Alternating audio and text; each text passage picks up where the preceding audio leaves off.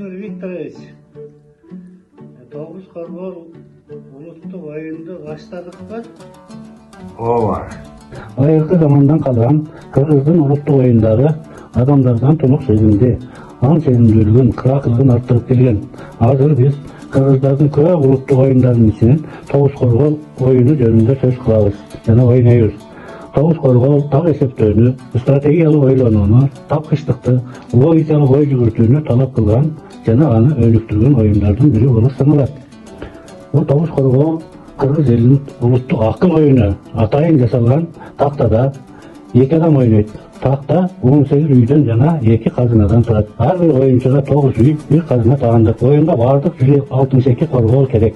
Ар бир оюнчу жеңип чыгыш үчүн 81 коргол жыйнауга умтулат. Жүрүш чучугулак аркылуу аныкталат. Жүрүштү баштаган адам өзүнүн каалаган үйүнөн баардык корголдорду алып, жүрүш жасаган үйдөн баштап саат жебесин багытына каршы солдон оңго өзүнүн үйлөрүнө да ата-анасынын үйлөрүнө да катары менен бири-биринен коргол таштап жүрүп отурат. Эгерде эң акыркы коргол ата-анасынын кайсы бир үйүнө түшүп, ошол үйдөгү корголдун жалпы саны жүк болуп калса, 2, 4, 6, 8 жана башка бул жүрүш жеңиштүү деп саналат да, жүрүш жасаган оюнчу ошол үйдөгү корголдорду уткан болуп эсептелет.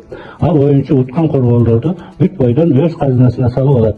Ал эми акыркы коргол түшкөн үйдөгү корголдордун саны так болуп калса, 1, 3, 5, 7, 9 жана башка же өз жагындагы үйлөрдүн бирине түшсө жөнөкөй жүрүш жасалды делип, ал үйдөгү корголдор эч бир казынага алынбайт.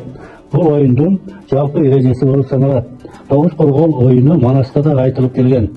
Жалпак жыгаш чаптырып, чараларын оюшуп, бир жагына бир тогуз үй чыгарып коюшуп.